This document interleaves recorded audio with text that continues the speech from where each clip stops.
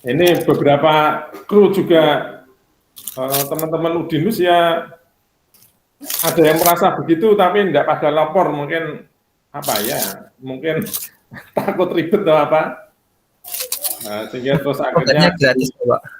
gimana? Obatnya gratis. Ya kalau lapor memang gratis. Iya. Gratis. Nah, saudara nggak ditanya apa-apa itu ada amoxicillin apa itu kalau yang tidak kuat alergi itu. Alhamdulillah saya belum, Pak. Artinya ya kebetulan saudara tidak alergi ya. Iya. Kalau amoxicillin kan harus habis itu. Iya, antibiotik katanya, Pak. Ya, ini sampai berapa lama itu? Apa tuh paket obatnya itu sampai berapa hari? 5 harian, Pak. 5 Oh, 5 hari. hari.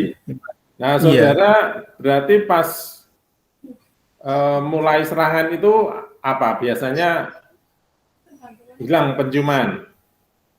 Iya. Hilang. Terus? Sampai sekarang masih, Pak. Oh, sampai sekarang masih belum mencium. Cuman sekedar. Oh, kopi nggak bisa. Eh, Belum masih juga. sekarang bau, Pak. Bau ini, Pak. Kalau nggak, Oh, gitu. Terus apa? Tidak bisa ngecap. ya kali itu pahit, Pak. Bukan nggak Pahit. ngecap tapi pahit. Oh, pahit. Iya. Terus buang-buang air? Enggak, Enggak. Pak. Pegel-pegel? Dulu 1 minggu pertama. Oh, lemes gitu. Ya, lemes. Terus saudara di rumah sendiri atau dengan orang lain? Ya sama keluarga, Pak. Oh, sama keluarga, tapi saudara di kamar saja. Iya, di kamar saja. Oh, ini tracing ya, Pak? Ya harus tracing itu. Tapi keluarga udah di tracing ya? Keluarga alhamdulillah aman, Pak. Enggak Aman ini. ya. Iya. Ya. Dan semoga aman. Ya, betul. Nah, asal saudara enggak wira-wiri dulu. Enggak. Sudah di kamar aja. Iya. Ini berarti sudah 1 minggu. Ini minggu kedua. Oh, minggu kedua. Iya. Minggu kedua. Ya, kalau Awal Julian, Pak. awal Juli, saudara. Iya. Warga lama juga ya? Iya.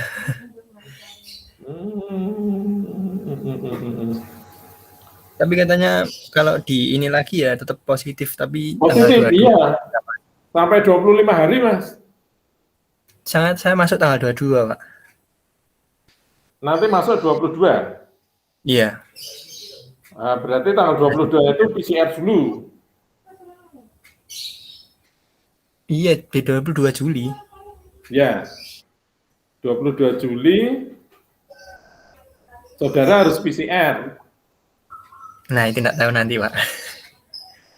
Kalau di tempat istri saya itu di tempat istri saya kan juga masuk terus nih kerja terus karena termasuk bagian yang apa itu istilahnya makanan kan esensial ya, termasuk esensial atau ya pokoknya dia boleh masuk terus tetapi ruangnya kapasitasnya dikurangi. Sudah disidak oleh tim itu lolos ya kan. Nah itu standarnya begitu Mas. Jadi kalau ada yang isoman nanti mau masuk harus PCR. Kalau PCR belum negatif nggak boleh masuk. Ya gaji jalan terus tapi nggak boleh masuk. Nah sampai dengan PCR negatif baru masuk. Meskipun kalau kata dokter yang lain juga ya tetap aja dia sampai dengan 25 hari itu bisa saja positif karena apa itu limbahnya ya istilahnya. Limbahnya itu belum bersih. Baru setelah 25 hari nanti siklusnya selesai bersih baru negatif. Iya. Ya Mas Agung, ya, tapi wajah saudara tetap cerah ceria, enggak masalah itu ya. Iya. Itu yang penting itu. Makannya sudah bisa merasakan belum? Masih kadang pahit, Pak, masih. Waduh. Pak, kalau pas kadang pahit, mendingan minum jamu pahit sekalian ya. Obat jamu-jamu kan banyak itu yang pahit ya. Jadi kalau saya dengar cerita kan, saya selalu tanya-tanya seperti ini kan, seperti semalam ada teman cerita istri dan anak dan ponakannya, wah, yang sehat cuma dia sendiri. Itu diobati apa itu mengkudu ya. Jadi dia tidak minum obat dari dokter maupun dari puskesmas, tapi hanya diminumin mengkudu aja. Nah itu dalam waktu 3 hari sudah mulai sembuh. Lalu sekarang ditambahkan imbus dan seperti itu, vitamin-vitamin. Nah, terus ada juga yang cerita diminumin apa pahitan daun pepaya.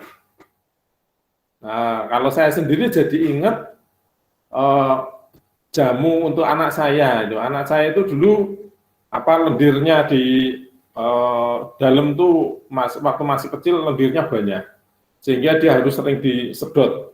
Nah, tapi kalau disedot itu sakit karena masih kecil. Mungkin ibu-ibu ada yang tahu ya cerita itu. Lalu saya diamkan. Nah, hal buruknya adalah kalau anak saya itu terkena flu dikit aja dia sesak nafas, nggak bisa nafas. Lalu saya diberi tahu orang Ambon waktu itu. Jamunya itu daun pare, ya, bukan parenya ya, daun pare direbus, lalu diperas. Wah, lihat hijau-hijaunya itu ya, warnanya hijau, saya merinding. Wah, ini diminumkan pada anak saya yang waktu itu usianya baru sekitar 3 atau 4 tahun. Tapi anak saya mau. Nah, setelah diminum itu pahit sekali itu, saya mencoba, pahit sekali. Tapi cepat luruh ininya, apa lendirnya itu. Jadi mungkin ya karena ini virus tidak ada obatnya. Yang pertama antibodi, yang kedua jamu-jamu yang meluruhkan itu ya mungkin bisa itu. Ya Mas Agung mungkin ya kalau sudah dapat obat itu tinggal nambah vitamin aja itu. Terus makan enak nggak enak dimakan terus ya. Nah, punya kesempatan untuk minta sate apa itu sebenarnya ya. Kalau pas sehat bener malah tidak boleh. Karena sakit boleh. Ya, mungkin teman-teman ya, ini ada cerita yang menarik ya, meskipun isoman tetap bisa ikut kuliah, itu bagus. Ya, mahasiswa yang lain juga S1 ada isoman sambil ujian. Nah, ini kamu bisa ujian, bisa Pak. Oh ya sudah. Ya, jadi kita memang tidak boleh takut itu. Tapi juga tidak boleh abai ya. Jadi nanti atau sekarang pun teman-teman tetap, mungkin saya pernah juga cerita, yang penting akan lebih bijak kita merasa seolah-olah kita itu sudah terpapar, sehingga kita berperilaku jangan sampai nulari orang lain, itu lebih baik. Ya, jadi jangan terus jumopo, aku kan ora kena terus sakarpe ya, ndak boleh itu. Oke, kita pertemuan yang ketujuh, kita akan mulai pagi ini. Selamat pagi semuanya, salam sejahtera dan sehat ya selalu. Kalau yang terpapar ya tidak perlu takut, ini khusus seperti Mas Agung sudah terpapar juga, masih isoman, ya tetap bisa kuliah, ya. Jadi teman-teman yang penting optimis, selama masih bisa ikut kuliah, ya itu akan menumbuhkan semangat, itu akan menyembuhkan juga. Baik, pada pagi hari ini kita akan membahas tentang TOGAF. Ya. TOGAF sebagai salah satu framework untuk perencanaan TI. Ya, kembali lagi kita mempunyai framework. Mengapa pakai framework ya? Daripada kita bingung nyusun sendiri, nggak tahu harus mulai dari mana. Nah, maka kita bisa menggunakan framework yang sudah ada yang disesuaikan dengan kondisi kita, gitu ya. Sedikit cerita saja ya, karena ini berubah ya. Saya sudah lama memang tidak terjun di dalam coding-codingan gitu ya. Pembuatan program aplikasi itu sudah lama sekali ya. Jadi kalau tidak salah ya mungkin sudah sekitar berapa ya? 10 tahun yang lalu saya berhenti. Nah, kemudian sejak 3 bulan yang lalu saya ditunjuk untuk menjadi kepala data di Udinus. Nah, saya ternyata harus banyak mengembangkan aplikasi juga. Nah, ada satu proyek terbaru, saya ya kembali lagi ceritanya ya, kembali lagi turun gunung, lalu saya membuatkan desain tabelnya. Nah, sebagai orang tua ya, saya merancang desain tabel ya seperti zaman-zaman 10 tahun yang lalu bersama dengan teman-teman saya mengerjakan proyek. Saya membuat tabel begitu rinci pasti kalau saya minimal normal ketiga itu udah pasti kalau saya membuat ya. Sehingga akan banyak berrelasi ya, semakin besar aplikasinya semakin banyak tabelnya dan relasinya itu. Nah, kemudian saya sampai ngerancang ya, mungkin kalau di teorinya sudah sampai level BCNF lah ya, sudah sampai ke situ. Kemudian saya berikan ke teman-teman yang akan membuat program, ternyata diprotes. Wah, kenapa diprotes? Wah, karena menurut teman-teman itu desain saya, Pak, wah ini relasinya banyak, nanti mengquery-nya susah Pak, rumit. Wah, kok rumit? Tinggal ini di-join aja, saya bilang gitu. Iya Pak, nanti kalau mau jalankan aplikasi, nge-load datanya berarti banyak Pak, kan datanya semuanya harus di-load. Ya iya toh, kalau enggak, ya enggak bisa jalan. Nah, itu nanti akan mengurangi kecepatan, ya toh. Prosesnya menjadi lambat. Oh gitu ya.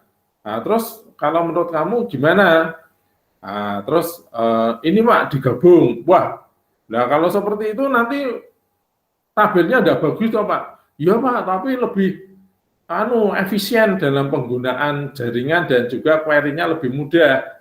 Oh ya sudah. Nah, makanya juga saya katakan tadi menyesuaikan. Dalam hati saya, kok gini ya, tabel begini, tapi ya memang tabel seperti ini jadi mudah di-query-kan, seperti membuat Excel aja kan gitu. Terus apa iya dengan teknologi yang sekarang ini, desain tabel saya itu membuat load-nya menjadi berat. Nah, saya juga belum bisa buktikan itu, tapi saya hanya mikir, ya sudahlah, saya turunkan menjadi normal kedua akhirnya. Iya Pak, gini aja. Wah ya sudah, saya diem aja, yang penting jadi aja. Nah ini contoh bagaimanakah kita menyesuaikan ya. Idealisme itu selalu ada dan harus ada, tetapi tidak bisa kita paksakan untuk diimplementasikan. Sambil jalan secara sirkuler, itu nanti kita akan perbaiki tahap demi tahap. Demikian pula juga dalam menerapkan framework ini. Nah, ini salah satu framework dari Open Group ya. TOGAF itu singkatan dari The Open Group Architecture Framework ya. The Open Group Architecture Framework. Ini yang dipakai oleh teman-teman dari UI ini versi 8.1. Kalau yang terbaru adalah 9.2 ya. Nanti teman-teman bisa lihat apa perbedaan antara 8.1 dengan 9.2. Baik. TOGAF adalah framework untuk merencanakan TI. Nah, apakah itu merencanakan TI? Ya. Perencanaan TI adalah merumuskan rancangan TI organisasi secara keseluruhan, dalam kurung di sini lintas bagian, yang meliputi informasi, aplikasi, dan infrastruktur. Nah, mengapa di sini dikatakan secara lintas bagian? Karena membahas perencanaan IT tidak boleh parsial, departemen per departemen, bagian per bagian, itu tidak bisa sebenarnya. Ya, kita saat ini tidak boleh menciptakan silo-silo, ya, tapi harus bicara secara global. Enterprise itu mau kemana? Ya, perusahaan ini mau kemana? Kalau saudara mengelola sebuah sekolah, ya sekolah ini mau kemana?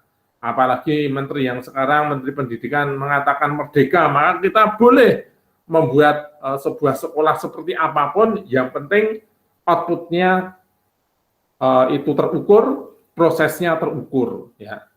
Podo wayangel sadonge, tetapi bebas, ya. Nah, demikian pula di dalam merancang teknologi informasi, ya. Kemudian kalau tadi kita bicara tentang enterprise atau perusahaan, kita masuknya ke enterprise arsitektur. Enterprise arsitektur itu apa? Rancangan TI organisasi yang berpangkal dari rancangan proses bisnis. Nah, ini highlight-nya di sini, saudara-saudara. Rancangan TI organisasi yang berpangkal dari rancangan proses bisnis, ya, ke kebutuhan dan penyediaan informasi. Jadi memang kita harus memahami proses bisnis terlebih dahulu, ya. Dari situ baru kita akan kembangkan aplikasi, kita kembangkan ketersediaan informasi, dan kita rumuskan infrastruktur yang diperlukan. Perspektif dari enterprise arsitektur itu ada 3 kalau menurut tahapan TOGAF, yaitu yang pertama adalah arsitektur bisnis, arsitektur sistem informasi, dan arsitektur teknologi. Bisnis, sistem informasi, dan arsitektur teknologi. Nah, di mana arsitektur sistem informasi ini ada 2, yaitu aplikasi dan data itu sendiri. Ya. Nah, ruang lingkup dari enterprise arsitektur, ya. Ruang lingkup dari enterprise arsitektur adalah organisasi secara utuh. Di sini dituliskan, ya, organis secara utuh, bukan departemental. Diturunkan dari strategi organisasi secara keseluruhan. Nah, ini berarti kan perusahaan ini harus punya strategi, ya. Memperhatikan kompatibilitas, interoperabilitas antar komponen, dan mengoptimalkan utilitas, ya. Sebentar. Ada yang minta bergabung. Oke. Nah, jadi melihat kondisi yang ada di dalam internal kita seperti apa. Nah, itu tentang enterprise arsitektur. Mungkin dari sini dulu. Ada 2 hal. Yang pertama adalah perancangan IT, yang kedua adalah enterprise arsitektur. Sebelum masuk ke dalam TOGAF itu sendiri. Ada teman-teman yang mau komentar atau bertanya atau mungkin sharing, silahkan. Dari 2 hal ini dulu. Perencanaan TI dan enterprise arsitektur. Silahkan kalau ada.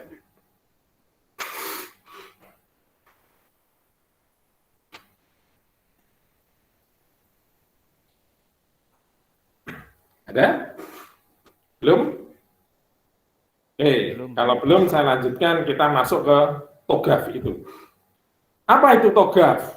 Tadi sudah saya singgung, The Open Group Arsitektur Framework. Nah, kalau bahasa Inggris tenannya, Arsitektur Framework.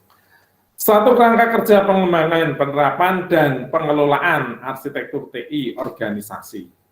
Isinya apa? Panduan tahapan-tahapan dan prinsip-prinsip. Yang kedua, memberikan keleluasaan dalam memilih teknik permodelan. Yang ketiga, panduan dari berbagai framework pengembangan arsitektur yang sudah ada. Ada apa ini? FEF. FEF itu apa? FEF, lupa saya. PF itu Treasury Enterprise Arsitektur. Kemudian ada DODAF, Defense of Department of Defense, ya. Jadi arsitektur framework untuk Departemen Pertahanan. Sedangkan VAF itu adalah, sebentar saya lihat, Federal Enterprise, ya. Jadi enterprise secara umum, ya, Federal Enterprise, Treasury Enterprise, dan Department of Defense, ya. Mengapa kok ada Department of Defense? Nah, ini hebatnya yang di Amerika itu di sini, saudara-saudara. Militernya atau Departemen Pertahanannya itu justru menjadi pusat riset untuk pengembangan teknologi informasinya. Nah, ini luar biasa. Ya, jadi berbeda dengan di Indonesia. Kalau di Indonesia ini pertahanannya malah terseok-seok karena ngurusi perutnya aja belum nyampe. Sedangkan kalau di Amerika ini justru Departemen Pertahanan ini merupakan kumpulan dari riset-riset di bidang teknologi. Sehingga orang-orang yang mempunyai kecakapan di bidang teknologi itu akan dimasukkan ke dalam Departemen Pertahanan untuk memperkuat sistem pertahanannya. Beberapa teknologi yang sudah dianggap usang oleh dia atau mungkin bisa dipublikasikan lalu diberikan kepada publik. Salah satunya adalah internet ini, ya. Internet ini kalau saudara-saudara lihat sejarahnya, maka internet adalah pemberian dari ARPANET. ARPANET itu adalah jaringan yang dibuat oleh sistem pertahanan Amerika. Jadi kalau kita sekarang sudah sampai teknologi ini, maka kita bisa bertanya, lah di Amerika atau sistem pertahanan Amerika itu saat ini seperti apa ya? Ya, jadi ini faktanya memang begitu. Ya, jadi mereka lebih unggul. Nah, kalau saya pernah melihat di dalam televisi di satu channel National Geographic yang mencoba untuk masuk ke dalam sistem Pentagonnya, maka ternyata memang Amerika itu sudah mengembangkan perang secara virtual, ya, saat ini, ya. Sehingga justru dari teknologi yang keren ini menimbulkan frustrasi bagi tentara-tentaranya. Mengapa frustrasi? Karena mereka itu bingung. Ini saya itu perang, tapi perangnya kok di dalam ruangan, ya. Perang dari ruangan yang ber-AC. Sementara yang saya tembaki itu benar-benar orang yang di luar sana dan mati beneran gitu. Sedangkan dia itu tidak pernah bisa menembak saya. Nah, itu frustrasinya di situ. Jadi mungkin para tentara pun lebih senang kalau perangnya itu adalah head to head gitu ya. Seperti MMA gitu, mungkin lebih senang dia daripada menggunakan teknologi yang sekarang ini. Ngeri sekali, saudara-saudara. Maka kalau di orang Indonesia, netizen Indonesia banyak yang mau menantang Amerika itu, kalau orang yang sudah pernah melihat film-film itu ya geli sebenarnya. Gimana wong kamu itu mau ditembak secara misterius saja bisa kok. Ya, orang Amerika, Departemen Pertahanan Amerika itu mampu menembak orang per orang dari satu negara tanpa diketahui. Itu bisa. Dan tidak menggunakan peluru, itu celakanya kan gitu ya. Tidak menggunakan peluru, tapi menggunakan sinar laser, ya, melalui satelitnya. Karena satelit-satelit Amerika itu sudah bisa memantau seluruh dunia itu begitu jelinya. Ya, jadi nggak bisa kita jumowo ya, kecuali kita mengandalkan dukun barangkali yang Amerika tidak punya. Ya, kalau kita mengandalkan dukun, nah mungkin Amerika takutnya dengan dukun itu. Ya, mungkin kita ilmunya nanti ke perdukunan saja. Ya itu saudara-saudara, nah, ini terlihat di sini loh Pak, kok ada Department of Defense. Oh iya memang. Ya, jadi itu perbedaan. Nah, itu perbedaan antara Indonesia dengan negara yang lain, Amerika dengan negara yang lain ya. Indonesia kenapa Pak tidak defense? Nah, karena Indonesia itu ya berbeda budayanya. Kita nggak senang perang, ya nggak senang perang. Pengennya menjaga kedamaian, nah, maka teknologi perangnya nggak ada. Ya pantesan kita dijajah oleh militer ya, karena kita nggak punya. Ya contohnya seperti itu. akan ada lebih dan kurangnya. Baik, framework dari TOGAF ini ada 1, 2, 3, 4, 5, 6, 7, 8 ya, 8 acuan ya, tapi sebenarnya ini bisa dipecah hanya menjadi 5 ya. 5 yaitu apa? Tahapan 6 ya. 6 yaitu yang pertama adalah merumuskan kerangka ya, atau landasan solusi TI. Ini adalah studi awalnya. Ya mungkin saudara juga pernah belajar sistem informasi, selalu ada istilahnya studi awal ya, studi awal. Kita perlu enggak sih teknologi? Kalau perlu seperti apa? Ya itu di studi awalnya. Nah kalau sudah masuk ke studi awal, lalu baru kita membuat satu pengembangan arsitektur. Nah kita membuat pengembangan, kita mulai mengembangkan arsitekturnya.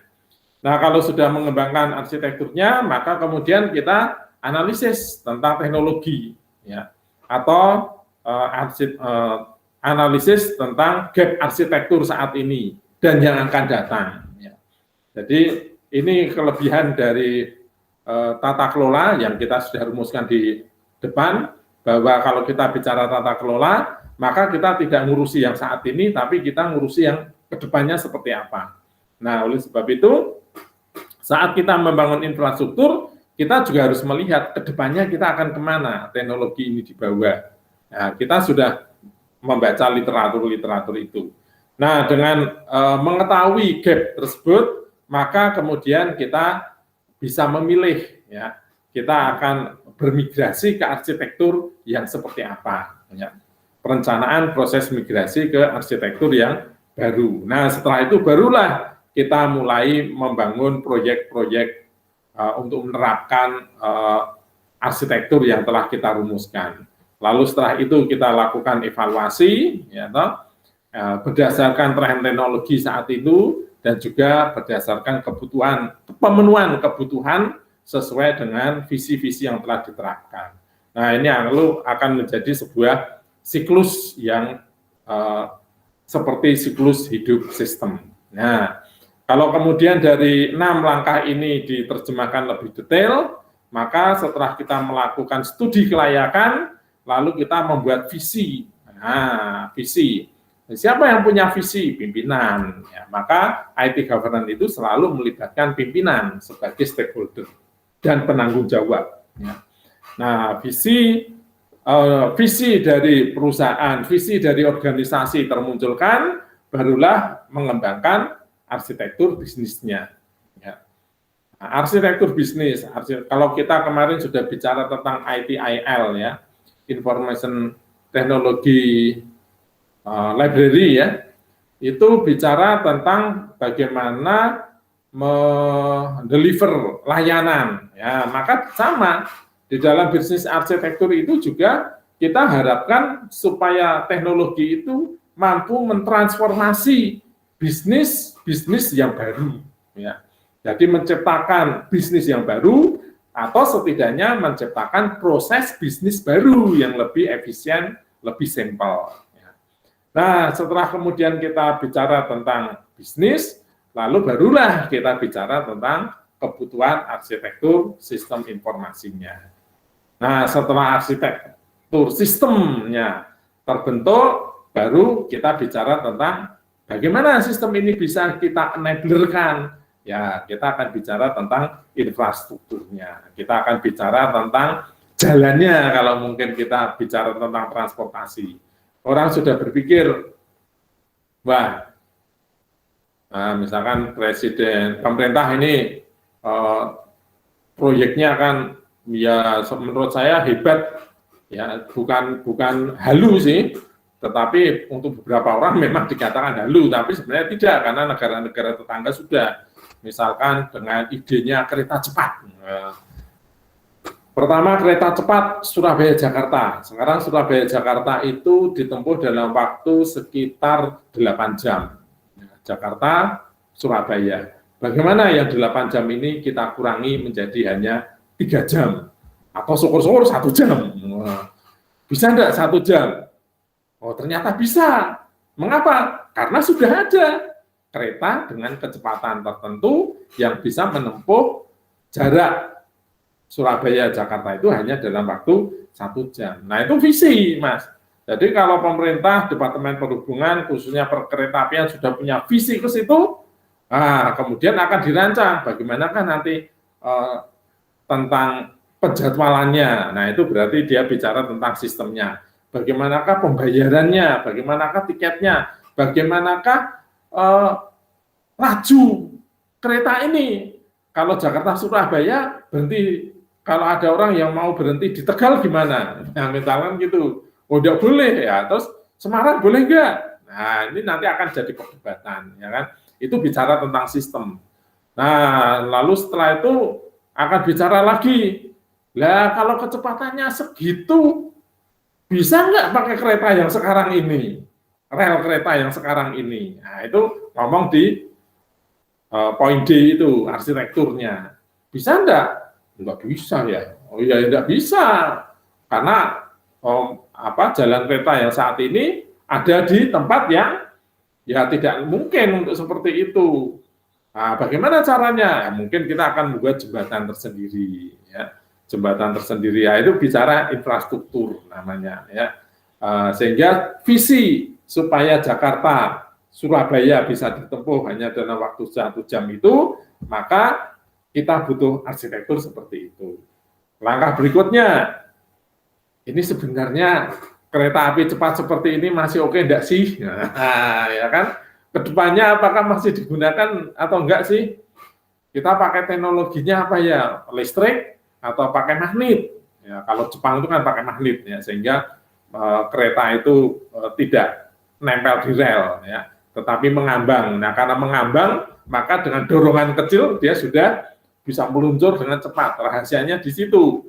Nah, kalau kita harus menggunakan teknologi itu, maka harus secure jalurnya itu. Tapi akan muncul pertanyaan baru, ini masih oke enggak ya? Jangan-jangan ke depan itu sudah tidak seperti itu. Nah, seperti apa? Ya, siapa tahu ke depannya itu sudah menggunakan apa?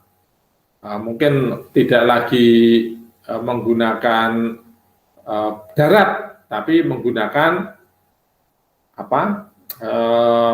Ya kapsul, ya, seperti roket gitu. Nah, karena itu juga sudah dimunculkan. Kalau kereta api yang panjang ini memerlukan infrastruktur yang mahal, tapi kalau kita menggunakan kapsul, maka kita tinggal bikin terowongan-terowongan. Nah, nanti lewatnya terowongan itu seperti peluru ditembakkan, tuing, nah, udah nggak lewat ngerti-ngerti nyampe gitu aja. Nah, ini sudah berpikir. Oh ya.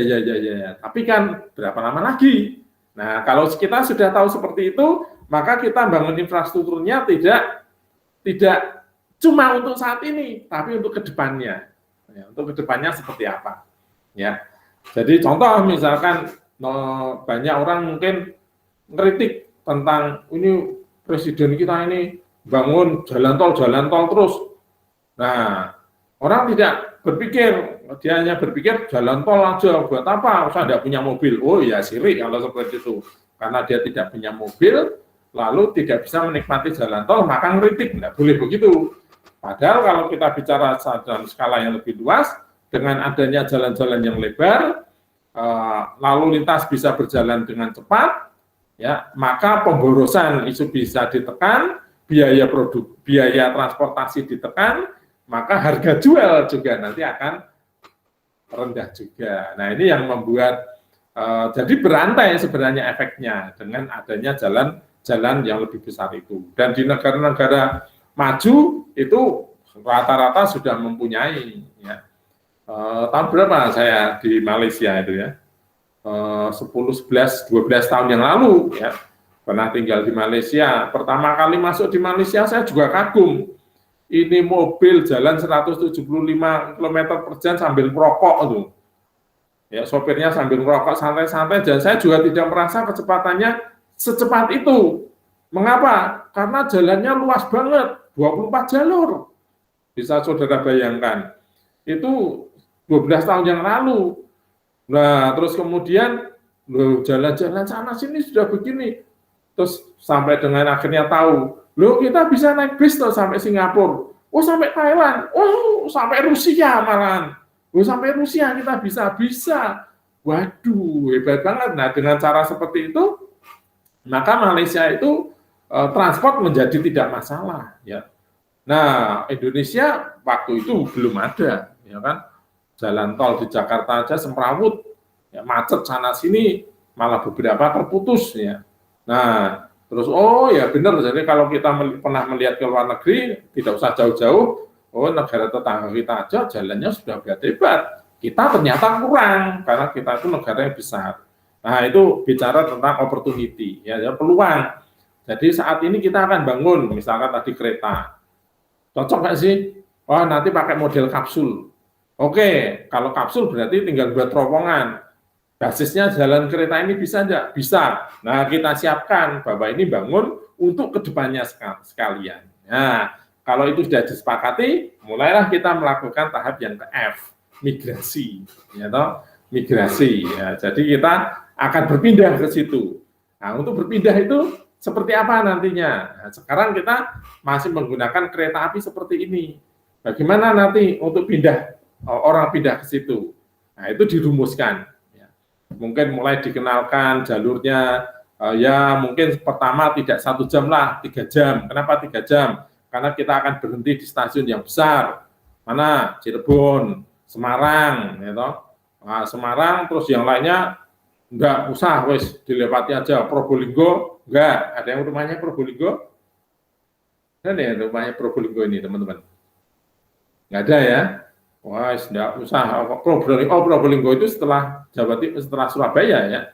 Berarti udah mentok sampai di Surabaya. Surabaya Semarang, enggak ada pemberhentian lagi. Misalkan begitu ya. Nah, lalu masyarakat mulai kenal, nah nanti akan mulai tersalurkan itu. Nah, itu migrasi seperti itu. Tahapan sudah direncanakan. Jadi kalau kita bicara teknologi pun sama. Oh, ke depan kita akan harus berbasis pure mobile. Oke, berbasis pure mobile. Nah, kalau kita mau berbasis pure mobile, maka mulai sekarang kita harus kenalkan, ya toh. Sebelum kita betul-betul ke migrasi, maka kita harus pastikan bahwa infrastruktur kita mendukung, keamanannya mendukung, jaringannya mendukung. Karena kalau kita bicara infrastruktur mobile, maka penggunaan bandwidth akan lebih banyak karena di situ harus ada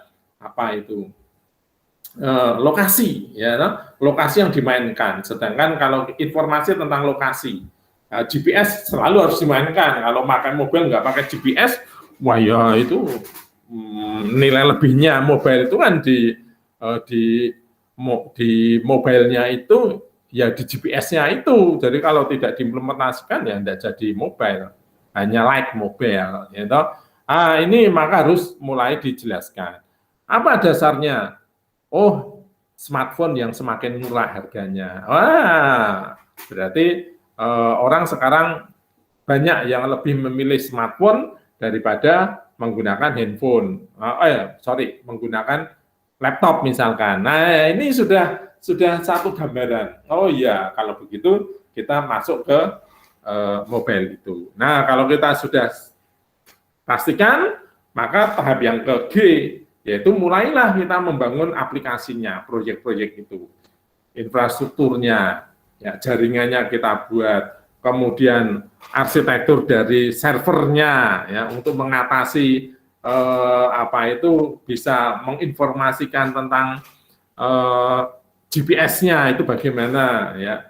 Kemudian setelah itu selesai, barulah kita pilih bagaimanakah cara kita akan berubah, ya. Cara kita akan berubah. Nah, sebenarnya ini juga berkaitan, saudara-saudara. Semuanya berkaitan.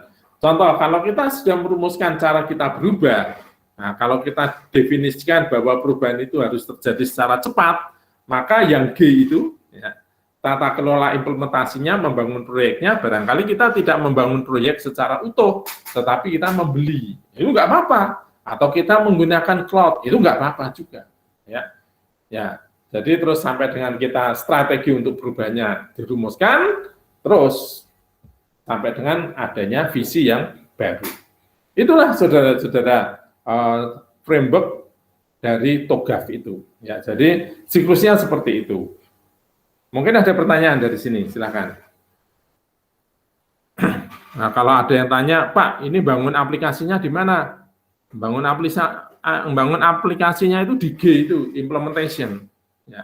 Nah, kok implementasi, Pak? Loh, ini implementasi itu memang menerapkan aplikasi-aplikasi yang kita akan buat. Nah, apakah kita akan membuat? Apakah kita akan membeli? Apakah kita akan menyewa? Itu ada di situ. Toh menyewa pun juga ada tahapannya. Ya, ada pekerjaan yang harus dilakukan. Nah, itu nanti kaitkan dengan bagaimanakah cara kita akan melakukan perubahan. Ya, kalau kita akan membuat sendiri, ya boleh juga kita buat sendiri.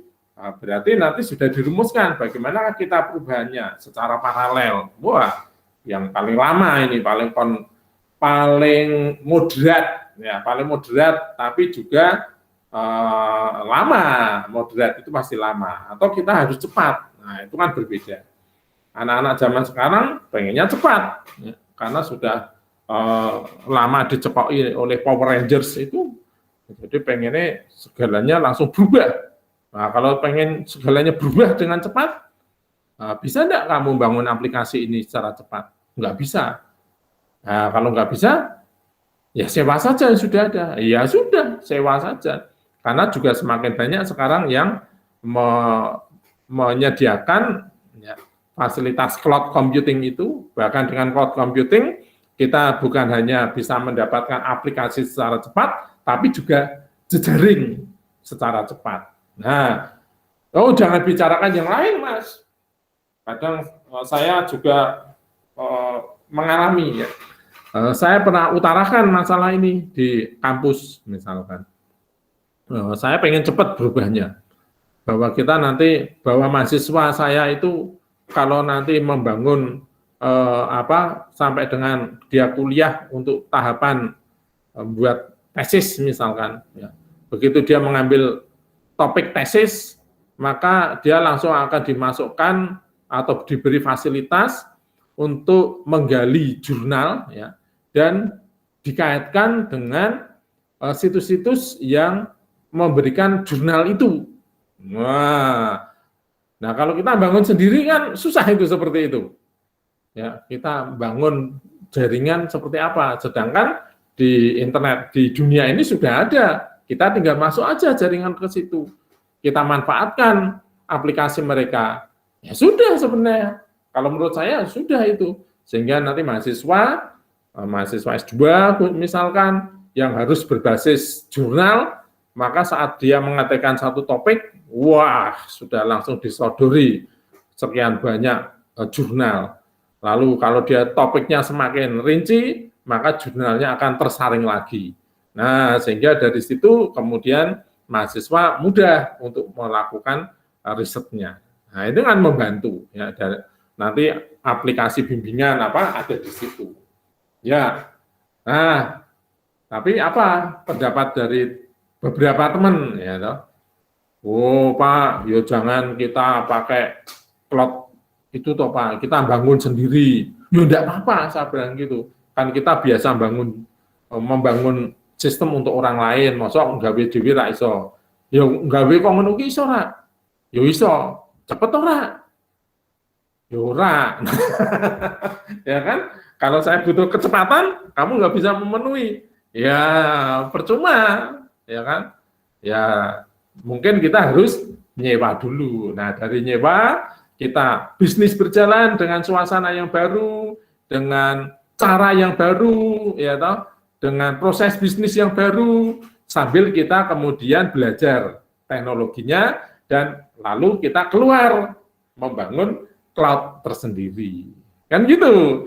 Nah, itu paradigma baru. Jadi jangan terbebani dengan walah, kok masuk kita perusahaan universitas berbasis TI, kok TI ini beli? Ya enggak masalah, emangnya ada aturan untuk tidak beli. Ya kan? Bukan itu aturannya. Nah, itu contoh. Silakan teman-teman, kalau ada perbedaan pendapat atau sharing silakan saja. Pak, Nanya izin tanya Pak, silakan Pak Mas Muhammad. untuk TOGAF ini jadi dia lebih kompleks dibandingkan yang kemarin ITIL ya Pak. Ya. Ya. Ya, kalau baca-baca semisal- sebenarnya ya silakan. Semisal kita menggunakan kedua framework itu bukan di-compare, digabungkan gitu gimana Pak? Bisa, Mas. Bisa. Jadi Ngambil dari TOGAF sedikit, dari ITIL sedikit itu sakit? boleh.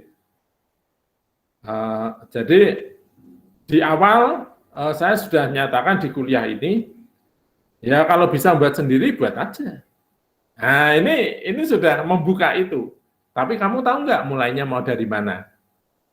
Nggak tahu Pak. Ya kalau nggak tahu mendingan ngambil yang sudah ada, ya kan?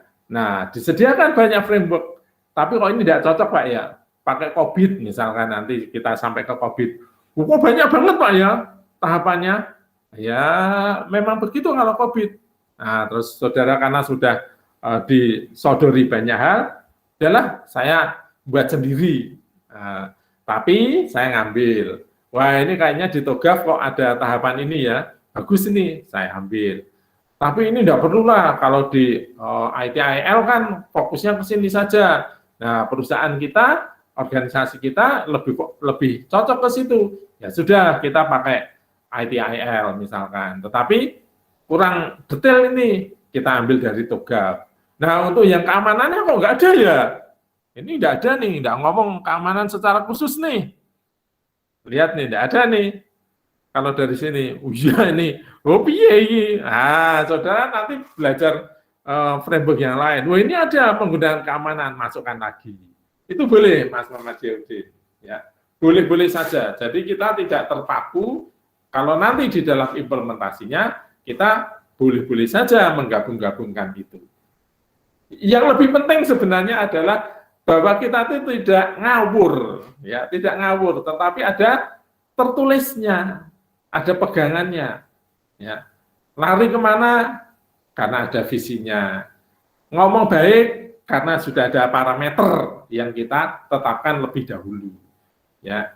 Jadi kalau tidak ada ya susah ngomongnya, kan gitu. Ini benar atau tidak arahnya? Nggak tahu karena kita tidak pernah menentukan arah sebelumnya. Ini nilainya baik atau tidak? Nggak tahu karena kita tidak pernah menetapkan kriteria baik dan tidaknya terlebih dahulu. Itu Mas Muhammad Jayudin ya. Silakan yang lain. Yuk, kita diskusi gini malah lebih nyaman nanti. Silakan Mas Widiarto mungkin. Sedikit menambahi Pak. Ya. Ya mungkin dari kayak COVID, TOGAF, ITIL itu apakah kita nanti kalau semisal menggabungkan semuanya niku di perusahaan kita ada kayak kalau di sekolah kan ada mungkin ISO gitu Pak. Nah itu apakah kita ada label untuk ikut COVID, ITIL atau TOGAF itu gimana Pak? Ya, kalau saudara akan menggunakan, ya, jadi gini, di dalam membuat perancangan, nanti kita berujung kepada monitoring. Ya, monitoring biasanya dalam bentuk audit kalau tata kelola itu. Ya. Nah, harus menggunakan framework yang sama. Jadi jangan saudara perancangannya model begini, tapi evaluasinya berbeda, ya nggak nyambung. Ya, nggak nyambung. Contoh nih ya, contoh misalkan dalam perkuliahan seperti ini. Kita sekarang ini kuliah sudah secara online. Ya. Nah, nanti ujiannya gimana? Ya pastilah online. Nah, kalau ujian online, mahasiswa bisa ngambil dari mana-mana. Oh ya jelas. Tapi sebaliknya, kuliah ini pun kan juga bisa ambil dari mana-mana. Buktinya misalkan Nah, ini saya sudah mendapatkan materi yang cukup bagus tulisannya. Sudah saya ambil. Nah, tapi mungkin penggambarannya kurang menarik. Nah, saya carikan filmnya, misalkan begitu. Nah, ini kok bahasa Inggris, banyak teman nggak familiar. Nah, saya tampilkan, saya ngomong pakai bahasa Indonesia. Nah, ini membuka wacana. Nah, kalau sudah kita terbuka, bagaimana nanti bentuk ujiannya? Ya nggak mungkin saya akan bertanya, TOGAF adalah singkatan dari, nggak mungkin itu. Ya, pasti soalnya pun harus soal yang lebih terbuka jawabannya. Nah, sehingga kalau nanti dibanding-bandingkan, oh iya nih pas semester pertemuan besok ya, teman-teman yang ke-8 kita akan ujian mid. Nah, nanti ujiannya apa? Ya pasti akan ujian yang jawabannya terbuka. Oh, silahkan ambil dari berbagai sumber. Ya, jadi kalau nanti ini tidak online, tidak bisa saudara mengerjakan seperti itu. Ya, itu yang penting di situ. Ya, jadi saudara merencanakan pakai apa, nanti belakangnya saudara juga harus sudah menggunakan cara yang sama itu. Artinya cara yang sama, framework yang sama. Nah, kalau pertanyaan Mas Daudin itu adalah apakah kita nanti seperti ISO, dapat ISO? Oh ya enggak. Kalau saudara nyampur aduk ya enggak dapat. Ya, enggak ada. Mix itu adalah versi kita sendiri. Kalau saudara ingin mendapatkan label itu, maka saudara harus konsisten dengan satu framework. Misalkan saudara menggunakan TOGAF dari awal, ya sudah penuh dari TOGAF. Nah, kalau saudara kemudian nanti konsultasi dengan pengelola dari TOGAF ini, saudara bisa mendapatkan tuntunan, guidance, ya kan? Nah, nanti saudara bisa mendapatkan sertifikasi bahwa perencanaan TI saudara itu menggunakan TOGAF. Nah, kalau seperti ISO lalu memberikan sertifikat, nah, TOGAF juga bisa memberikan sertifikat. Tapi sepertinya TOGAF tidak komersil dari ISO. Ya, kalau ISO memang lebih komersil. Kalau di dalam tata kelola ini yang bukan komersil, tapi sebenarnya ada sudah lebih terorganisir banyak, itu adalah di COVID. Nah, karena COVID nanti kan ujung-ujungnya ke monitoring, audit. Nah, mereka sudah menyiapkan satu sistem audit, bahkan sertifikasi untuk audit itu. Itu Mas Daudin. Jadi kalau saudara akan ingin mendapatkan sertifikasi seperti itu, ya harus memilih salah satu. Harus memilih salah satu. Tidak ada yang sempurna, ya, tetapi mana yang lebih pas sebenarnya. Ya, maka di awal saya mengatakan gabungkan buat sendiri itu nggak apa-apa. Ya, tapi kalau nggak buat sendiri ya, yang penting monitornya jelas, evaluasinya jelas. Nah, kalau saudara memang ingin menggunakan framework yang tersedia, ya, pilih framework yang paling pas. Karena setiap framework itu pasti punya kelebihan dan kekurangan. Punya fokus area yang berbeda-beda. Nah, saudara lebih kemana cenderungnya? Ya, nah, kita tidak bisa menciptakan kesempurnaan itu. Itu Mas Daudin, jawaban saya. Berarti kalau kita mau monitoring atau audit harus satu gitu Pak? Ya, ya.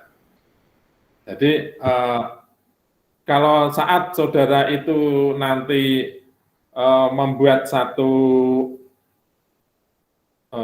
misalkan kita sudah membuat visi gitu ya, taruh saja dari visi. Nah, ada satu visi. Visi ini nanti akan terimplementasi dengan beberapa aktivitas bisnis. Nah, berarti kalau kita akan menguji apakah visinya itu tercapai, nah, kita akan mengecek aktivitas bisnis yang kita tetapkan untuk pencapaian visi itu apakah berjalan semua. Contohnya kan di situ. Nah, kemudian setiap tahapan itu nanti akan di-generate dalam sebuah aplikasi misalkan, Nah, apakah aplikasi ini memang mendukung untuk langkah itu terpenuhi? Ya. Contoh misalkan apa ya? Apa contohnya ya?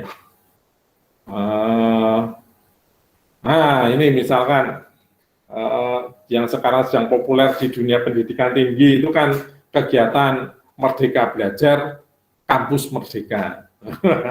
Di mana seorang mahasiswa itu boleh sekolah kemana aja, boleh magang kerja di mana aja. Nanti kalau dia sudah magang atau dia sudah kuliah di mana aja, yang penting adalah dia mendapatkan ilmu seperti yang ditetapkan oleh perguruan tinggi asal, kan gitu. Nah, maka kita tetapkan lebih dahulu bahwa mahasiswa itu bisa dikatakan lulus ini, ya, tahapan ini, apabila dia menguasai topik A, B, C, D. Apabila dia mempunyai keterampilan atau kecakapan A misalkan. Nah, silakan kamu mau kuliah tidak di Udinus, kamu keluar kemana boleh. Tetapi nanti saya akan uji, apakah setelah kamu keluar itu, kamu mempunyai kecakapan ini. Ya, fokusnya ke sini, ke A, tadi mata kuliah A, mata kuliah B, mata kuliah C. Kalau ternyata memenuhi, ya selesai. Ya, contohnya itu. Jadi di awal kita sudah menerapkan apa yang harus kriteria-kriteria, indikator-indikator ya untuk tercapainya kecakapan itu. Nah, maka silahkan kamu bebas, ya kan? Merdeka Belajar kan begitu, bebas. Arep kuliah nang nggone kampusmu dhewe entuk, kuliah nang luar kampusmu entuk, kamu akan bekerja di satu perusahaan, ya entuk. Nah, tapi kalau bekerja di perusahaan kan harus tanya juga, nanti apa pekerjaan saya? Apakah saya bisa mendapatkan ilmu tentang ini, tentang A, tentang B, tentang C? Oh bisa, saudara masuki. Nah, tetapi kalau tidak bisa mendapatkan ABC ya jangan, karena lulus nanti cuma menguasai keterampilan AB, nah terus C-nya gimana? Nah, itu adalah hubungan antara apa? Kalau tadi saya rencana dan auditnya. Gitu Mas Muhammad Deodin. Ada lagi silakan.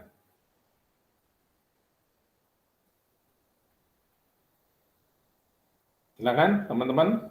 Suara wanita. Mbak, kalau semisal kita mau melamar kerja di pengauditan itu gimana? Audit apa nih? Audit Ya, IT. Ya, salah satu dari framework ini loh. Ya. Ya, gini Mas, untuk menjadi auditor, ya, yang auditor itu, saudara nanti akan menjadi auditor untuk framework yang mana?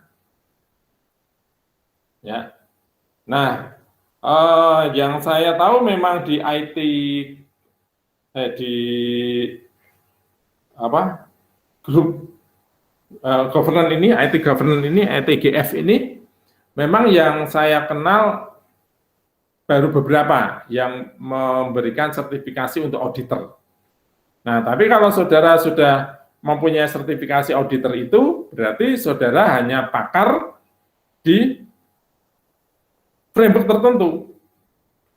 Misalkan CISA, CISM, ya, CISA, CISM. Nah, itu sertifikat untuk auditor. Itu yang mengeluarkan adalah dari ISAKA. ISAKA itu yang mempunyai framework COVID. Nah, berarti kalau saudara nanti belajar khusus untuk mendapatkan sertifikasi auditor itu, berarti saudara akan mengaudit untuk bidang untuk IT governance yang dikembangkan dengan COVID. Itu Mas. Nah, kalau ternyata perusahaan itu tidak pakai COVID, Pak, pakai TOGAF, ya enggak apa-apa. Sebenarnya enggak apa-apa menurut saya. Kenapa? Karena ya tinggal merubah saja. Tetapi struktur pengembangannya pasti sama, hanya elemen-elemen fokusnya yang berbeda. Kita lihat nanti itu elemen-elemennya saja yang berbeda, fokus-fokusnya saja yang berbeda. Nah, tetapi kelengkapan untuk bisa membuat satu tata kelola sampai dengan saudara nanti akan melakukan audit, itu saudara sudah kuasai. Meskipun saat itu saudara menggunakan COVID. Nah, kalau ternyata satu perusahaan pakai TOGAF, saudara belajar TOGAF. Kalau ternyata di situ pakai file IT, saudara pegang pedoman file IT. Itu kalau sebagai auditor seperti itu, Mas Diabdin. Dan auditor belum banyak di Indonesia. Belum banyak. Mengapa belum banyak? Ya, mungkin banyak perusahaan pun mengembangkan teknologinya belum menggunakan tata kelola yang seharusnya, ya. Atau menggunakan tata kelolanya sendiri. Ya. Nah, nanti menggunakan auditornya ya auditor internal, enggak apa-apa. Toh di banyak perusahaan sudah dikembangkan auditor internal. Artinya perusahaan ini sudah mengembangkan sebuah kerangka kerja. Ya. Nah, kalau membangun kerangka kerja pasti nanti akan ada auditornya. Itu Mas Muhammad Diabdin. Menurut saya saudara boleh nanti ikut kursus-kursus ini boleh. Banyak kok kursus-kursus ini, ya, supaya saudara bisa lebih spesifik memahami buku-buku tebal itu. Ya, kalau dalam kuliah ini kan hanya mengenalkan. Gitu Mas Muhammad Diabdin.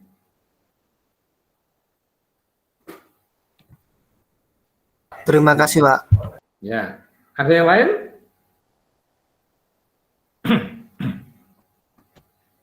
Oke, cukup ya. Baik. Ya sebenarnya dari sini sudah selesai semua ini. Ya, sudah selesai semua. Tahapannya seperti itu. Ya. Hanya di sini akan ada penjelasan memang yang lebih detail-detail lagi. Jadi misalkan kalau kita bicara di tahapan pertama ya. Arsitektur, visi arsitektur ya, sampai dengan arsitektur teknologi ya.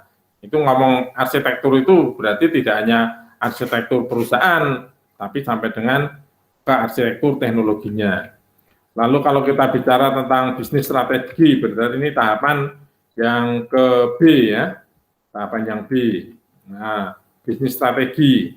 Nah, kita sudah akan bicara bagaimana rancangan arsitektur yang efektif ya, untuk menjawab permasalahan baik di tingkat strategis maupun operasional. Nah, kita rumuskan strategi, bisnis strategi kita seperti apa. Ya. Nah, dari sini lalu nanti akan memunculkan requirement management itu, ya, pengelolaan kebutuhan. Ya, semuanya akan ke situ.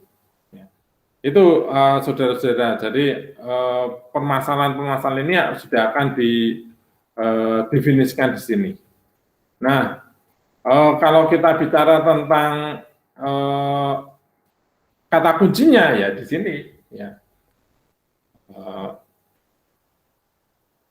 tata kunci dari solusi TI itu ya ini model acuan bagi rancangan arsitektur, model acuan yang dipilih berdasarkan ketepatannya untuk mendukung pencapaian tujuan strategis dan mempertimbangkan kondisi TI saat ini. Ya. Kondisi TI saat ini kita seperti apa? Itu tadi saya katakan. Melihat saat ini bukan berarti kita harus menggunakan saat ini. Ya. Boleh saja kita nanti lompat itu boleh. Tapi kalau kita mau melompat kan kita harus punya rencana untuk melompat, untuk ceng itu nanti seperti apa. Ya. Nah, ini harus kita persiapkan, karena kalau nanti kita tidak punya persiapan, kita pengen ngelompat, ya, kita pengen melompat dari satu gedung ke gedung yang lain. Kalau kita lihat dari atas, Mas, sepertinya pendek itu, ya kan? Saudara bisa buktikan itu, saudara berdiri dari satu ketinggian atap itu, kalau saudara melihat sepertinya pendek, karena sudut pandang kita. Begitu saudara lompat ternyata nggak nyampe, kan tiba nganggur. Ya toh? Apalagi saat saudara ngelompat, bumi ini berputar. Nah ini kan harus diperhitungkan. Oh ternyata kita berputarnya tidak begini, tapi berputarnya searah sini. Kan berarti saat saudara melompat, bumi sudah bergeser. Berarti lompatan saudara harus lebih jauh lagi. Itu yang dikatakan ceng itu adalah seperti itu. Jadi strategi untuk berubah. Ya. Itu saudara-saudara. Ya ini ya, ada sedikit gambaran untuk case study aja itu. Nanti saudara lihat dari situ. Ya, ada lagi mungkin kita diskusi aja.